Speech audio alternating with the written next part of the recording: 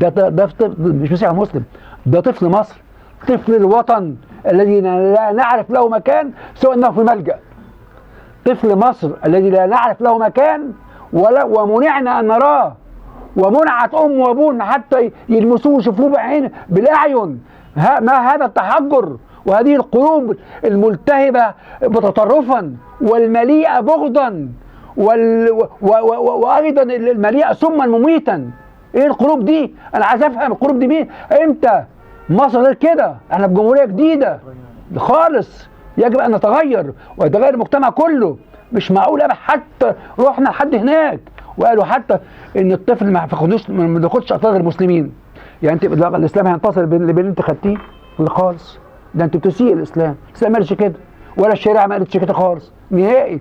انتوا بتسيئوا الاسلام والمسلمين، ونحن نربأ بكم ان تسيئوا الاسلام والمسلمين. احنا كلنا واحد، مسيحيين ومسلمين. دي قضيه انسانيه، قضيه وطن، قضيه شنوده. الطفل الشنوده هي قضيه وطن. انا اقدر مشاعر ملايين المصريين مسلمين واقباط في جميع انحاء العالم، بل البشريه كلها في اهتمامها بهذه القضيه الانسانيه. الحقيقه يعني انا شرحت الخطوات اللي احنا عملناها في الفتره السابقه، لكن الجديد في هذا الموضوع بين يوم ليله وضحاها، بين يوم السبت 16 12 والجلسه 17 12 كنا نشعر بان هناك نوع من الاكتئاب الشديد، ونحن في نفق مظلم بسبب مذكره مفوض الدوله ل 11 صفحه الحقيقه اللي اتكتبت، ورأت ان الولد او الطفل يعني يولد على الفطره الاسلاميه، ومعنى كذا ان الطفل مسلم ويجب ان يسلم او تسليمه صحيح واسمه صحيح. ده المشكله او العقبه اللي كانت امامنا. الحقيقه يعني انا وفريق الدفاع وبنشكرهم المستشار احمد عبد الماهر والاستاذ غبريال المحترمين، الحقيقه قعدنا وعملنا خطه دفاع جميله. وانا الحقيقه رحنا المحكمه وكتبنا مذكره في هذا الشأن، كان يوم 17، وكانت الانفراجه الكبيره الحقيقه بدعاء وصلوات ملايين المصريين في الخارج والداخل، ان المحكمه كانت جيده الاستماع ومتفهمه ما نطلبه. طلبت في المذكره اللي قدمتها الحقيقه يوم 17 12 7 طلبات. الطلب الاول اني يعني تصريح باستخراج شهاده من بطريركيه الاقباط الارثوذكس بان الطفل عثر عليه في مكان مسيحي في كنيسه السيده العذراء بمدينه النور بالزاويه الحمراء، ودي جهه الاختصاص ان الكنيسه تقول لنا عثر عليه في الكنيسه او مش في الكنيسه. والطلب الثاني وهو الاهم، طلب راي مشيخه الازهر فيما اذا كان عثر على الطفل في مكان مسيحي او ذمي يعتبر مسيحي او مكان غير مسيحي يعتبر مسلما. وراي الازهر الحقيقه الحمد لله كان معلن على قناه صدى البلد من احد شيوخ الازهر وعلماء الازهر في قناه الاستاذ عزه مصطفى صاله التحرير، وقالوا بالحرف الواحد الطفل لا يولد على الفطره الاسلاميه او الدينيه، وانما يولد على الفطره الانسانيه. هذا شجعنا على اخذ راي الازهر الشريف الذي سنعود عليه فيما بعد ونقول عملنا ايه.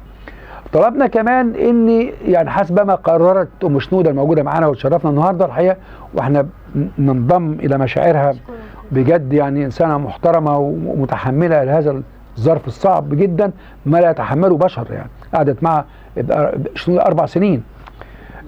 طلبنا مشيخه الازهر اللي قالت لنا ام شنوده ان الطفل كان على ايده شنوده صليب ايده اليمين، وفعلا بعتت لي صوره وانا صورتها وكبرتها وجدت يعني فعلا علامه الصليب موجوده. فعشان كده الحقيقه ان احنا طلبنا ان الكشف الطبي، انتداب الطب الشرعي الكشف الطبي على الطفل شنوده لبيان عما اذا كان قد ازيل وشم الصليب من على يده اليمنى ام لا، وطريقه هذه الازاله وكيفيتها والاثار المترتبه عليه. ليه طلبت كده؟ لان هذا الموضوع يشكل جريمه تعزيم الحدث. إزالة صليب بالكي أو غيره يشكل جريمة تعذيب في القانون المصري، والمتسبب يدخل إلى محكمة الجنايات. وخاصة إن ما شجعنا أو ما دفعنا هذا الطلب، رحنا إحنا والمنظمة في عيد الطفولة، ورحنا دار الأرمان وبعض الجمعيات نعيد عليهم على الأطفال في يوم الطفل العالمي، وعرفنا وبصريح العبارة الأستاذة ابتهال مديرة الأرمان قالت لنا بحرف الواحد لا نقبل إلا أطفال مسلمين. وبالتالي طبعا وهذه عنصريه يعني، وبالتالي ان يعني ليس من المعقول او من المقبول او من المنطق ان يظل طفل حاملا صليب على ايده ويبقى في هذه الدار. عشان كده طلبنا، كان طلب مبرر في هذا الامر. الامر الثاني الحقيقه طلبنا التصريح باستخراج صورة رسمية من تحقيقات نيابة شمال القاهرة، وخاصة القرار الصادر بإيداع الطفل شنودة إلى دار الأورمان، وأيضا القرار الصادر من التضامن الاجتماعي والأحوال المدنية بتغيير مسمى شنودة إلى يوسف عبد الله محمد، وأيضا تغيير ديانته من المسيحية إلى الإسلام. الطلبات كلها دي طلبناها، ويعني الحقيقة والمحكمة المحترمة، وأنا بقول تحت كلمة المحترمة 20 سطر و100 سطر و1000 سطر، وكنت اتمنى ان اعمل سطور من هنا لحد محكمه قضاء اداري في الجيزه، استجابت لكل هذه الطلبات، كل هذه الطلبات السبعه. عشان برضو انا زعلان من اللي بيحبطوا والمتشككين والمترددين واللي يعني بيضربوا الركب السيره وحاجات وحشه جدا، وعاوزين يركبوا ترند على حساب طفل احنا كلنا بنسعى اليه، المسلمين قبل المسيحيين، وبتنفطر يعني قلوبنا ليه. كنا نتمنى يعيد مع يعني ام شنوده في العيد الصغير، وبنتمنى ان السيد الرئيس يتدخل بتدخل سيادي. ويعني زي احد المعلقين كتب لي يا ريت ان السيد الرئيس، وليس بعيد عن الله يعني يدخل بيه الكنيسه او كاتدرائيه، حاجه الناس بتتخيل تخيلات جميله جدا، وهي محقه في هذا بصراحه، يعني محقه في هذا. فالمحكمه يعني استجابت لكل الطلبات. ده رد على المتشككين اللي بدعوا نفسهم صحفيين وحقوق انسان وبتاع. يعني واحد امبارح كتب باسم المحكمه اللي فهموا ان هي هتنفذ الطلبات دي. كل صرحت حكمت المحكمه بالتصريح للمدعي باستخراج المستندات المنوع عنها بمحضر الجلسه دي كلها بقرارات. على الفور مجرد ما خدت الحقيقه التصريح او قرار المحكمه، توجهت الى الازهر الشريف امبارح تحديدا يعني، وسلمت له الطلب ده، وكتبنا طلب قرار المحكمه. والازهر الشريف المحترم وشيوخه الاجلاء كتبوا الكلام الاتي: السيد الاستاذ رئيس مركز الازهر العالمي للفتوى الالكترونيه للفصل في تنفيذ للتفضل في تنفيذ قرار هيئة المحكمة الموقرة المبينة بمحضر الجلسة والمرفقة وتسليم المطلوب لذوي الشأن. ده قرار المحكمة، قرار الأزهر الشريف اهو، ختم النسر. عشان بس الناس ما يشككوش، احنا حتى يعني تصورنا في مشيخة الأزهر، وادي صور الأزهر الشريف اهو، حقيقة اهو، يعني عشان بس الناس اهو، ده الأزهر الشريف وصوره وصورنا معاه في الأزهر الشريف. كل حاجة عملناها الحقيقة عشان الناس ما تقولش ان احنا ايه يعني قلنا ليه. الازهر طلب طلبين صغيرين وهو محق في هذا. طلب شهاده الميلاد بتاعت شنوده وجاهزه اهي، شهاده تطعيم وشهاده الميلاد هنقدمها بكره الصبح ان شاء الله. وطلب هي تاريخ ايداع الطفل دار الأورمان، وانا سالته مش قالت لي اودع دار الأورمان يوم 7/2/22. يعني طلبات مجابه الحمد لله. بكره ان شاء الله لنا لقاء مع رئيس مجلس إدارة الأورمان إن شاء الله عشان ننفذ القرار الثاني، وهو انتداب الطب الشرعي لتوقيع الكشف الطبي. ربما واحد يقول لك الله بتاع الأورمان هيرفضوا، مش حاجة اسمها يرفضوا. إذا كان الأزهر الشريف بجلالة قدره، الهيئة المحترمة المعتدلة المشيخة العظيمة استجابت للطلب قرار محكمة. عدم تنفيذ القرار معناها سجن طبقا للمادة 129 قانون العقوبات. كل من امتنع عن تنفيذ قرار أحد الحكام أو حكم محكمة يعاقب بالحبس من 6 شهور 3 سنين. مش حاجه اسمها يرفض، ده قرار محكمه، مش لعب عيال يعني. هنقدمه ونتمنى ان هم ما يعصلجوش معانا. الامر الثالث بعتنا بكره كمان نيابه شمال القاهره عشان نستخرج صور رسميه من التحقيقات والقرارات الصادره بايداع الصغير الأورمان، وايضا القرار الصادر ب تسميه الصغير باسم الديانه الاسلاميه وديانته الاسلام. طلبنا الحاجات دي كلها ننفذها بكره. وانا على فكره طلبت طلب مهم جدا من المحكمه، وكنت الحقيقه يعني مهم جدا الطلب ده اطلبه من المحكمه، وده مكتوب واستجابت لنا المحكمه كمان. اذا المحكمه عاوزه تستوثق من الامر ويطمئن وجدانها، ما يمنعش ان احنا نجيب شهود. انتوا لو عاوزين شهود نجيب شهود، لان عندنا شهود مسلمين قبل المسيحيين شهدوا في النيابه، هم هيجوا يقولوا الكلام مش شهدناه. وخاصه ان ما فيش قرار عكسي. يعني ايه قرار عكسي؟ ما فيش شاهد في الاوراق او مستند من قريب او من بعيد يهمس في اذن رئيس نيابه او قاضي يقول الطفل اسر عليه في مكان غير مكان مسيحي. مش خالص نهائي. كل الاوراق تنطق من كليتها إلى جزئيتها إلى مكبرها إلى مصغرها إلى شمالها إلى يمينها إلى غربها إلى جنوبها، أن الطفل عثر عليه في كنيسة السيدة العذراء مدينة النور العذراء في الزاوية الحمراء.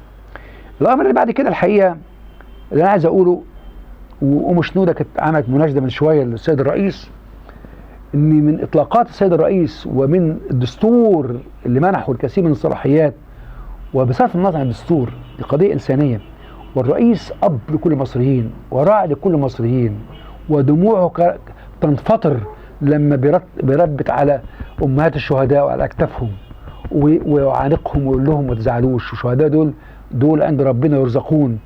دول أنا نفسي سيد الرئيس برضو ينظر لدموع أم شنودة اللي انسابت منذ قليل، دموع يعني ليست دموع وإنما دماء من الدموع، ينظر إليها ويستجيب حتى قبل 4/2 قبل الجلسة.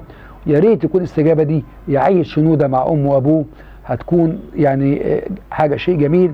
وأنا الحقيقة بشكر، الحقيقة إذا كنت بشكر كمان الحقيقة الدكتورة دورية شرف الدين الوزيرة، لسه منتهي كلمتها وكلمة مسجلة مع الدكتورة دورية شرف الدين، اللي كتبت مقال رائع بتقول أيا كان شنودة أو يوسف، وقالت إن الولد كان في كابوس، حلم نزع من أهله ومن حضانة أبويه ومن أقربائه ومن جيرانه ومن أحبائه ومن أقرانه، ووضع في مكان آخر لا يعرف لا يعرف من هم الذين حوله، ظن أنه في كابوس سوف ينتهي في الصباح، ثم ما يزال يستمر الكابوس إلى هذه اللحظة. أنا بشكر الدكتورة اللي الحقيقة فرحت جدا من تحركاتنا امبارح في الأزهر واتبسطت جدا، أنا بشكرها كل الشكر طبعا، وبشكر كل ملايين المصريين في جميع أنحاء العالم متعاطفين في هذه القضية. وأنا عايز أقول برضو أصل ما ندفنش نفسنا في الرمال ونقول يعني محدش شايف، ده الناس كلها شايفة. احنا قرية، احنا في العالم قرية صغيرة، واحنا وقعنا على عقد الطفل الدولي، وقعنا على حقوق الإنسان. مش نقول قضية داخلية، لا قضية داخلية بيننا ونحلها على مائدتنا وفي محكمتنا كل حاجة، بس برضو الناس سامعة، الناس عارفة كل حاجة. ليه نحرج المسؤولين؟ ليه نحرج الدولة؟ موظف صغير يحرج الدولة ليه؟ وهل إن شنودة أو يوسف هينتصر الإسلام اللي 1,800,000,000 ولا هينتقص المسيحيين 2,5 مليار؟ مش لا هيزود ولا هيزود ده. ليه هذه القلوب المتحجرة، هذه القلوب المتسلفة المتشددة، ليه تعمل كده؟ ليه تحرج المسؤولين وتحرج الدولة؟ ليه تعمل كده؟